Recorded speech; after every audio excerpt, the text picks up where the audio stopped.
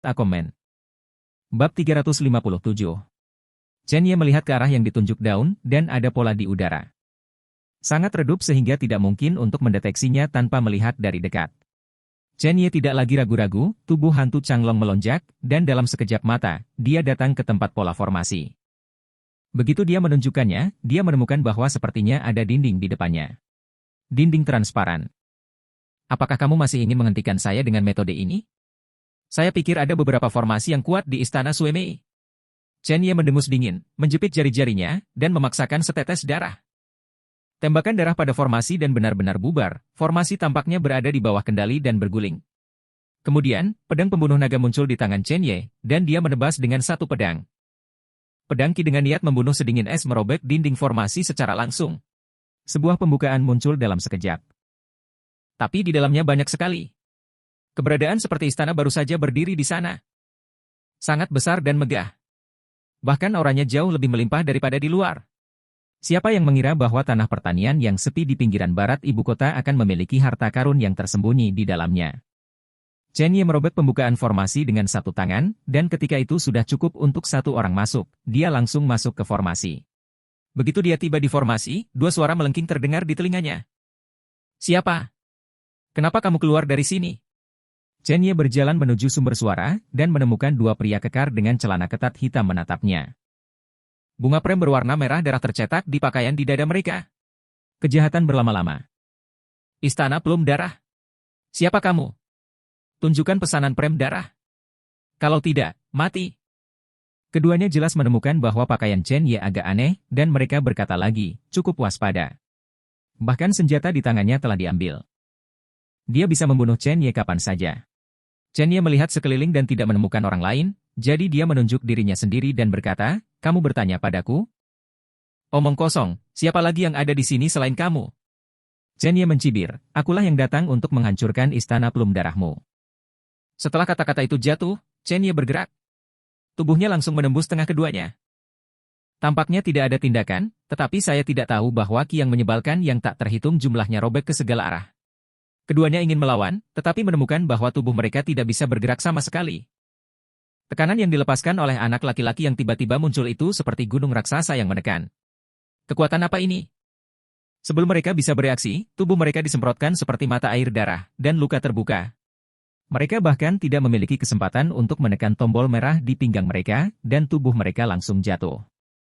Darah mengotori bumi. Chen Ye mengabaikan keduanya dan berjalan menuju kedalaman.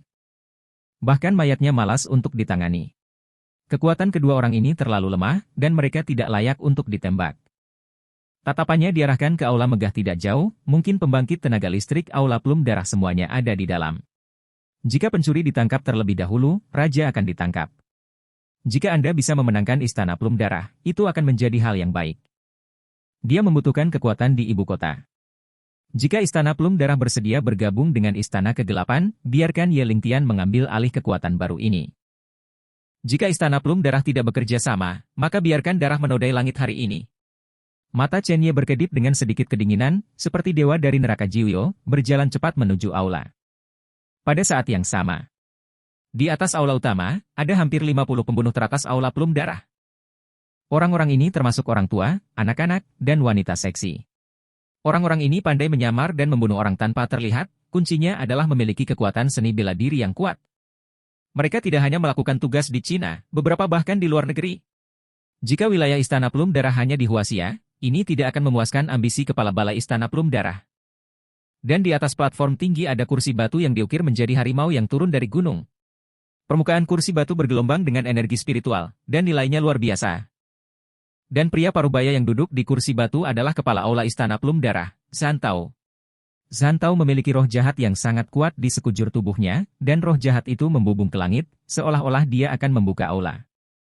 Matanya sangat kecil, tetapi hanya dengan satu pandangan membuat orang berdebar-debar.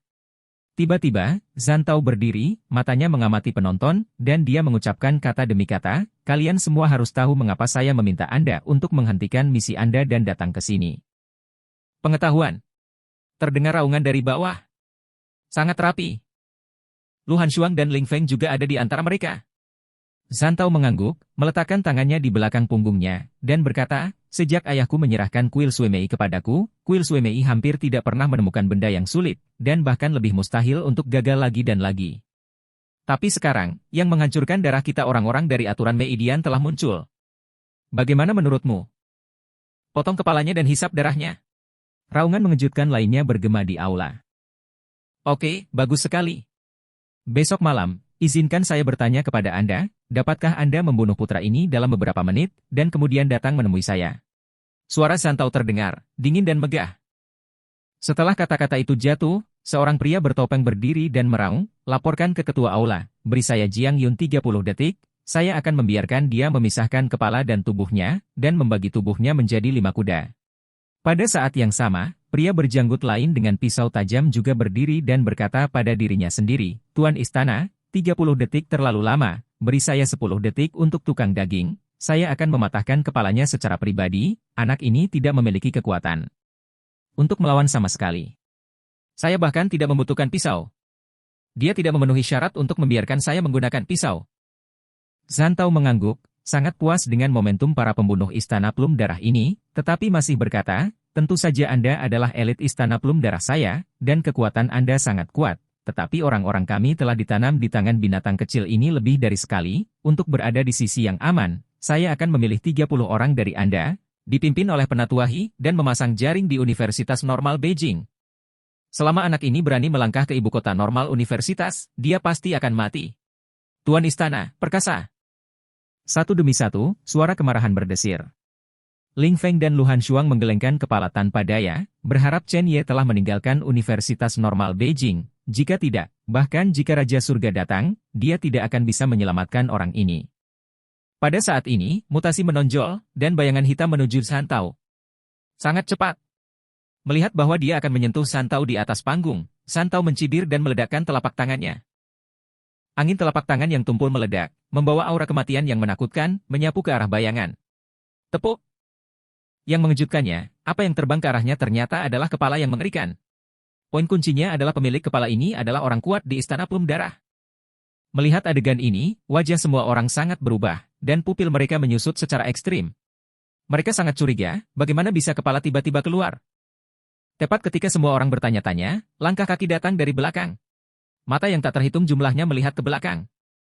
Dalam sekejap, saya menemukan seorang pria muda dengan pakaian kasual berjalan perlahan dengan saku di dalam. Jalan santai. Bernapaslah dengan tenang. Ketika wajah pemuda itu terlihat jelas, ekspresi semua orang hampir kusam. Aula itu sepi seperti kuburan di tengah malam, dan tidak ada suara napas. Satu persatu seperti patung, tercengang di tempat. Karena pemuda ini adalah target pembunuhan mereka, Chen Ye. Yang aneh adalah anak ini tidak berada di Universitas Normal Beijing, tetapi dia datang ke pintu atas inisiatifnya sendiri. Ini adalah Istana Plum Darah. Ini adalah ritme sialan yang membuat orang takut setengah mati. Ekspresi Ling Feng di antara kerumunan sangat menakutkan, mata indah Lu Hanshuang melebar di sampingnya, dan dia mengulurkan tangan putihnya untuk menutupi mulutnya. Apakah dia datang? Apakah ini mencari kematian? Bab 358. Penampilan Chen Ye tidak diragukan lagi mengejutkan orang-orang di markas Suemei Hall. Istana Plum Darah telah ada selama bertahun-tahun, dan tidak ada target pembunuhan yang pernah mengambil inisiatif untuk datang ke Istana Plum Darah. Apakah orang ini berpikir hidupnya terlalu panjang? Kerumunan gelisah untuk sementara waktu, dan niat membunuh mengebun langsung ke arah Chen Ye. Lu Hanshuang bangun, dan ada sedikit ketidakberdayaan di matanya. Dia sudah mengingatkan Chen Ye tentang kebaikan dan kebenarannya hari ini. Akibatnya, orang ini masih mencari kematian. Dia berpikir bahwa Chen Ye menanyakan alamat markas besar Istana Suemei, tetapi dia hanya berpura-pura berada di depannya. Sekarang sepertinya orang ini idiot.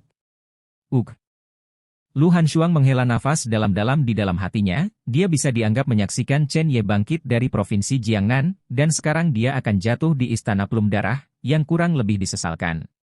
Begitu pula ayahnya, Lu Ling Feng. Matanya penuh ketidakberdayaan terhadap Chen Ye. Sudut mulut Zhantao di atas panggung menggambarkan senyuman, dan dia melangkah keluar dan naik ke panggung. Ada 4 sosok di belakangnya, dan mereka juga jatuh, itu adalah 4 tetua yang menakutkan dari Istana Plum Darah. Kerumunan bubar, membuat jalan bagi mereka. Niat membunuh di kedua sisi tampaknya menjadi penjaga Zhantao. Ketika Santau, penguasa Istana Pelum Darah, berjalan 10 meter dari Chen Ye, dia berhenti. Sepertinya kamu membunuh semua orang kuat di Istana Blood Plum di luar, kan? Chen Ye tidak berbicara. Tepuk tepuk tepuk. Santau bertepuk tangan dan berkata dengan nada yin dan yang aneh, Chen Ye, harus kuakui, kau adalah jenius paling menakjubkan yang pernah kulihat, dan begitu banyak orang kuat di Istana Pelum Darahku ditanam di tanganmu, kekuatanmu, sangat kuat. Jika kamu dan aku bukan rival dan tidak ada dendam, mungkin kita masih bisa berteman. Chen Ye mengulurkan tangannya dari sakunya, meletakkannya di belakangnya, dan berkata, pertama, orang mati tidak memenuhi syarat untuk menjadi teman saya, dan kedua, Anda terlalu banyak bicara omong kosong. Santau tidak berfluktuasi sedikit pun. Di matanya, langkah Chen Ye ke tempat ini sudah menandai akhir. Jika begitu banyak orang tidak bisa berurusan dengan anak laki-laki yang rambutnya tidak tumbuh secara merata, maka Istana Pelum Darah benar-benar tidak perlu dicampur di Huaxia. Chen Ye, Istana Pelum Darah saya bukan orang yang tidak baik, saya tahu bahwa Anda memiliki sesuatu di luar alam pada Anda. Berikan kepada saya, lalu berguling dan bersujud beberapa kali untuk meminta maaf, saya akan mempertimbangkan untuk memberi Anda mayat yang lengkap. Mata Chen Ye tidak memiliki kehangatan sedikit pun, dan pedang pembunuh naga sudah muncul di tangannya, dan berkata dengan ringan, hanya karena kamu sampah. Apakah kamu memenuhi syarat untuk membuatku berlutut? Hari ini, aku akan membuatmu berlutut. Di depan saya. Begitu kata-kata itu keluar, semua orang tidak bisa menahan diri untuk tidak menarik napas dalam-dalam. Di seluruh Tiongkok, hanya ada segelintir orang yang berani menghina kepala bala Istana Pelum Darah. Bahkan jika Anda tidak melihat kekuatan Santau, orang-orang di belakangnya cukup untuk takut. Dan Chen Ye menghina Santau di depan begitu banyak orang. Ini benar-benar tak termaafkan. Santau tidak berbicara, tetapi melihat Chen Ye, wajahnya menjadi mengerikan. Tuan Istana, Jiang Yu meminta untuk berkelahi. Tiba-tiba terdengar suara melengking. Detik berikutnya, seorang pria yang mengenakan topeng bergegas keluar. Itu adalah pria yang baru saja mengatakan bahwa dia bisa memenggal kepala Chen Ye dalam 30 detik. Roh jahat yang kuat menyapu ke arah Chen Ye. Dia ingin tampil di depan Santau. 30 detik sudah cukup untuk membunuh Chen Ye. Momentum Jiang Yun terus meningkat, dan dengan omelan, dia melangkah keluar dengan kaki kanannya dan melompat. Tinggi 3 meter penuh. Tubuh besar itu melemparkan tinjunya ke Chen Ye. Sekali terkena, itu pasti genangan daging dan darah. Pembangkit tenaga listrik lainnya di Istana Suemei juga ingin bergegas masuk dan membunuh Chen Ye bersama-sama, tetapi Santau menghentikan mereka. Dia sangat ingin tahu tentang betapa menakutkannya kekuatan seni bela diri Chen Ye, dan dia bisa membunuh begitu banyak pembunuh top di Istana Suemei. Chen Ye melihat bayangan hitam yang jatuh dari langit, dan sudut mulutnya menghina. Bunuh aku dalam 30 detik? Kalau begitu, tahukah kamu berapa detik yang aku perlukan untuk membunuhmu? Kemudian Jiang Yun tercengang, tetapi sebelum dia bisa bereaksi, sebuah suara yang dingin sampai ke tulang meledak di telinganya. Bunuh kamu, 1 detik sudah cukup. Pada saat ini, lutut Chen Ye ditekuk, dan seluruh orang berjalan menuju Jiang Yun. Ki sejati seluruh tubuh meledak tiba-tiba, Chen Ye seperti gunung raksasa 100 meter. Jiang Yun hanya merasakan paksaan membayanginya, dan dia bahkan tidak memiliki kekuatan untuk melawan. Itu langsung terguncang dan terbang keluar. Dengan kekuatan Chen Ye saat ini, berapa banyak orang yang dapat menahan pukulan seperti itu? Bang! Tubuh Jiang Yun hancur di tanah, tanah bergetar. Lubang besar terbentuk, dan retakan yang tak terhitung jumlahnya menyebar ke segala arah. Kuncinya adalah Jiang Yun tidak memiliki darah dan daging yang lengkap. Tubuh tercabik-cabik. Darah meledak. Mengejutkan. Mendesis. Pembangkit tenaga Istana Blood Plum menarik napas dalam-dalam. Mereka tahu bahwa kekuatan Chen Ye sangat kuat, jika tidak mungkin bagi begitu banyak orang kuat untuk menanam di tangan Chen Ye, tetapi mereka tidak tahu bahwa dia begitu kuat. 1 klik akan langsung membuat tubuh Jiang Yun tidak lengkap. Ini lebih tragis dari 5 kuda. Wajah Lu Hanshuang pucat, dia melirik Lu Lingfeng, keduanya sangat ketakutan. Ingat bahwa sebulan yang lalu, mereka telah melihat kekuatan Chen Ye. Itu kuat saat itu, tetapi tidak begitu menakutkan. Apa kekuatan Jiang Yun? Mereka jelas. Siapa yang bisa melakukannya dengan 1 pukulan? Sebelum semua orang bisa bereaksi, mata dingin Chen Ye melesat ke arah lain. Itu adalah tukang daging yang mengatakan dia akan membunuh Chen Ye dalam 3 detik. Tukang daging merasa ada sesuatu yang salah, dan tubuhnya secara tidak sadar mundur, tetapi sudah terlambat. Sesosok dengan cepat melintas di depan matanya. Chen Ye benar-benar muncul di depannya. Metode tubuh hantu macam apa ini? Itu terlalu cepat. Kekuatan tukang daging itu jauh lebih kuat daripada Jiang Yun. Pengalaman membunuh selama bertahun-tahun membuatnya tanpa sadar berguling, dan pisau tajam di tangannya menusuk langsung ke bayangan. Pengadilan kematian. Bayangan berhenti. Semuanya sudah jelas. Melihat Chen Ye memegang pisau tajam dengan 5 jari, senyum Shen Han terpantul di pupil si tukang daging. Senyum seperti itu benar-benar membuat si tukang daging merasakan ketakutan untuk pertama kalinya setelah bertahun-tahun. Kuncinya adalah lawannya terlalu kuat. Merusak. Chen Ye meludahkan sepatah kata pun, dan pisau tajam itu langsung dihancurkan oleh ki yang kuat dan menyebalkan. Lengan si tukang daging juga terkena gelombang udara yang sangat kuat. Tangan kanan langsung lumpuh. Kekuatan macam apa ini? Badai melonjak di hatinya.